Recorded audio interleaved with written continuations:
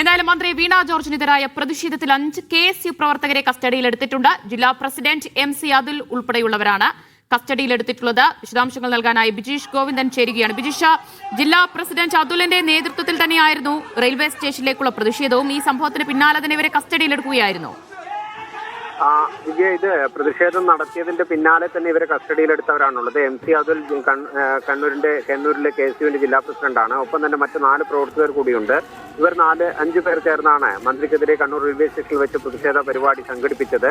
ഈ പ്രതിഷേധ പരിപാടി നടക്കുന്ന ഘട്ടത്തിൽ തന്നെ ഇവരെ പോലീസ് കസ്റ്റഡിയിലെടുത്തുന്നു. അത് സ്വാഭാവികമായിട്ടുള്ളൊരു കസ്റ്റഡിയാണ്. പക്ഷേ നിലവിൽ ഇപ്പോൾ മന്ത്രി ആക്രമിക്കപ്പെട്ടു എന്നും കഴുത്തിന് ഗുരുതരമായ പരിക്കുണ്ട് എന്ന് പറയുന്ന ഘട്ടത്തിൽ അത് ഏത് തരത്തിൽ അതിന്റെ FIR വരും എന്നുള്ള കാര്യങ്ങളൊക്കെ നമുക്ക് ഇനിയിപ്പോൾ കണ്ടറിയേണ്ടി വരും. പോലീസ് ഏത് തരത്തിലാകും ഇവർക്കെതിരെ കുറ്റം ചുമത്തുക എന്നുള്ളതാണ് ഇപ്പോൾ അതിനകത്ത് ഏറ്റവും ശ്രദ്ധേയമായിട്ടുള്ളത്. കാരണം CPM ആരോപിക്കുന്നത് അത് മന്ത്രിയെ അപായപ്പെടുത്താൻ ആസൂത്രണം ചെയ്ത് നടപ്പാക്കിയ പദ്ധതി എന്നുള്ളതാണ്. അതുകൊണ്ട് തന്നെ ഇതിനകത്ത് ഇനി വധശ്രമ കേസ് ഉൾപ്പെടെ ചുമത്തുമോ എന്നുള്ള കാര്യം ഇനി നമുക്ക് കണ്ടറിയണം. ഏതായാലും നിലവിൽ ഇവർ റെയിൽവേ സ്റ്റേഷനിലെ പ്രതിഷേധത്തിന്റെ ഭാഗമായിട്ട് കസ്റ്റഡിയിലെടുത്തതാണ്. KSUവിന്റെ ജില്ലാ പ്രസിഡന്റ് MC അതുൽ ഉൾപ്പെടെയുള്ള 5 പ്രവർത്തകരെയാണ് കണ്ണൂർ ടൗൺ പോലീസ്. ശരി ബിജീഷ്, 5 പേരെ കസ്റ്റഡിയിൽ എടുത്തിട്ടുള്ളൂ. എന്തായാലും ഒരു മണിക്കൂറുകളിൽ കൂടുതൽ പേർക്കെതിരെ നടപടി ഉണ്ടാകില്ലേ?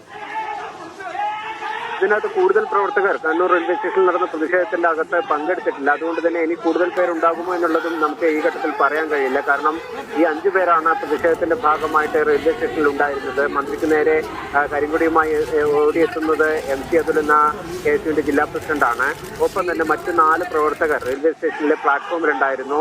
ഇവരും മന്ത്രിക്ക് നേരെ പ്രതിഷേധവുമായി ഓടി വരുന്നത് മുദ്രാവാക്യം ഉൾപ്പെടെ വിളിച്ചുകൊണ്ട് മന്ത്രിക്ക് നേരെ വരുന്നതിന്റെ ദൃശ്യങ്ങൾ നമുക്ക് നേരത്തെ തന്നെ ലഭ്യമായവയിലുണ്ട്. അതിന്റെ അടിസ്ഥാനത്തിൽ ഈ പ്രതിഷേധം നടത്തുന്നതിനിടെ തന്നെ മന്ത്രിയെ രക്ഷിക്കുന്നതിന്റെ ഭാഗമായി അല്ലെങ്കിൽ പ്രതിഷേധക്കാരെ തടയുന്നതിന്റെ ഭാഗമായി പോലീസ് ഇവരെ കസ്റ്റഡിയിൽ എടുത്തത്. ഇനിയിപ്പോൾ മന്ത്രി ആക്രമിക്കപ്പെട്ടു എന്ന് പറയുന്ന ഘട്ടത്തിലാണ് പുതിയ വകുപ്പുകൾ ഉൾപ്പെടെ ഇവർക്കെതിരെ ചുമത്തുമോ എന്നുള്ള കാര്യം ശ്രദ്ധേയമായിട്ടുള്ളത്. ഏതായാലും പോലീസ് ഇക്കാര്യത്തിനകത്ത് FIR ഉൾപ്പെടെ ഇടേണ്ടിയിരിക്കുന്നു. ഏത് വകുപ്പുകളാകും ഇവർക്കെതിരെ ചുമത്തുക എന്നുള്ളതും ഈ FIR വന്ന ശേഷം മാത്രമേ നമുക്ക് പറയാൻ പറ്റുകയുള്ളൂ. CPMന്റെ ആരോപണം നിലനിൽക്കുന്നത് ആസൂത്രിതമായ അപായപ്പെടുത്തൽ ശ്രമമാണ്. അതുകൊണ്ട് തന്നെ വധശ്രമം ഉൾപ്പെടെ ചുമത്തുമോ എന്നുള്ളത് പോലീസാണ് നിശ്ചയിക്കേണ്ടത്.